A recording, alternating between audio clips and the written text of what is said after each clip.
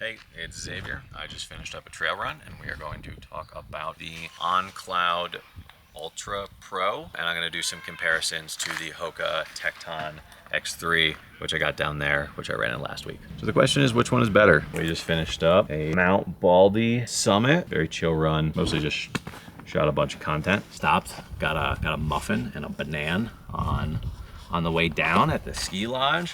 Pretty sweet. I ran like a 1:26 half, like 8 hours before we started, so chill day. It was very nice. But this week I got in the On-Cloud Ultra Pros. So this is my post-run thoughts of them. They are kind of, they're not as stacky as they look. I was surprised when I got them. They looked very chonky. They're not the most chonky. They have a double foam, so the foam under your foot is a little softer. The foam on the bottom is firmer. In between, sandwich in between the foam is a P-Bax plate, so that is a plastic style plate. I like P-Bax plates a lot.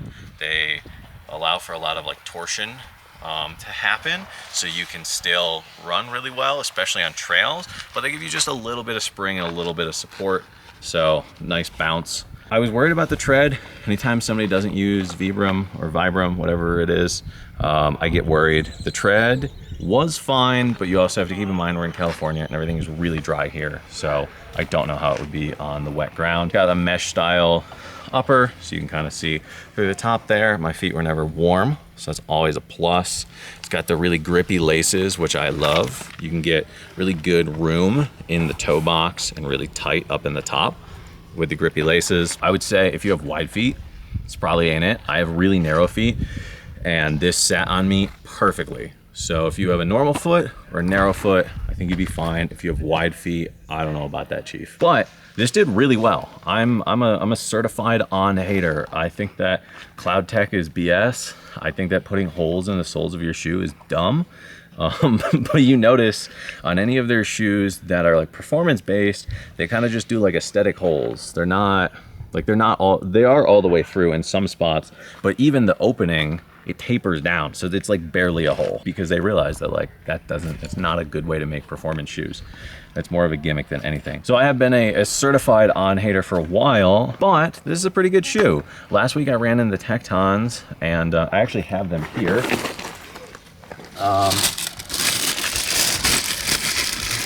Let's see.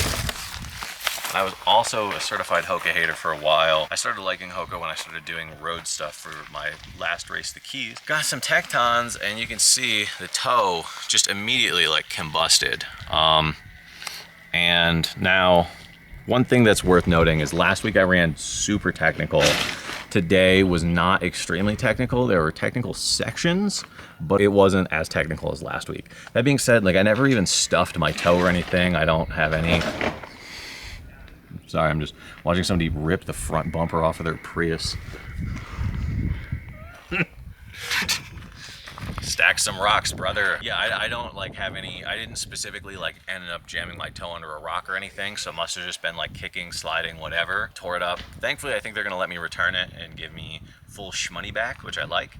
But in this, I couldn't get a great lockdown without having like foot discomfort, right? This Matrix upper is nice and breathable, and it does have a lot of room for expansion. But then with the laces kind of just looping up here, you can pull the upper tighter, but then the upper is really just hugging your foot really tight, and that's how you get a good lockdown in this shoe. And for me, when I was running uphill, I had it looser.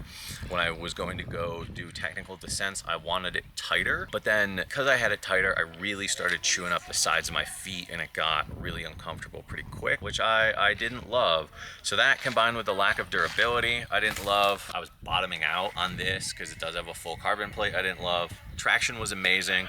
They do have the Vibram Mega Grip light base, so I love that. But that being said, I think that this did better. Like I said, the terrain wasn't as technical, but when it was technical, I didn't have problems. I didn't suffer from the stack height. I felt a really, really nice kind of just gentle roll through with the geometry and with the P-Bax plate. I would not say that this is a fast shoe by any means. If you are looking to just absolutely rip it through the trails, the mountains, whatever, do shorter races, even 50K, maybe even 50 miles, depending on how fast you're looking to do 50 miles, I wouldn't pick this shoe. It's not super fast, but it is comfortable. The upper holds your foot really well. You can get a good lockdown without squeezing the shit out of your foot, and you can really just be in it all day. Like I said, we did a lot of stopping, starting. We did a lot of go back, go forward, go back, go forward, and I didn't have any issues. It was really comfortable for me all day. I'm running a 200 miler next, so that's kind of what I need. I probably will look into something that's a bit more technical oriented for really, really, really technical mountain stuff. But in your general West Coast trail or like technical-ish West Coast trail, I think that this is gonna do a good job. I'm pretty happy with it. It was 260 bucks, which is, that's big money for a shoe, but it also performed like 260 bucks. Whereas that Tecton is like 275, and it fell apart and it was uncomfortable and I couldn't get a good lockdown, and it's like, I don't want to pay that much money for a shoe that's not doing great. That's my initial thoughts. We'll have to see how it holds up over time. I have heard some people say that this like really flattened out on them over time. So this kind of gentle curve that you get, I've heard them say that that flattened out. That person then also was like, well, I was doing road to trail stuff in it, so it being on the road may have caused it to flatten out more. But at the end of the day, at least where I'm at, if a shoe costs me $260 and I can get 300-400 miles out of it, and it's going to be comfortable and last really well for those 300-400 miles, and I can get my runs just knocked out in it and not have issues, to me, that's worth it. To you, if that's not worth it, then you want to look at something different.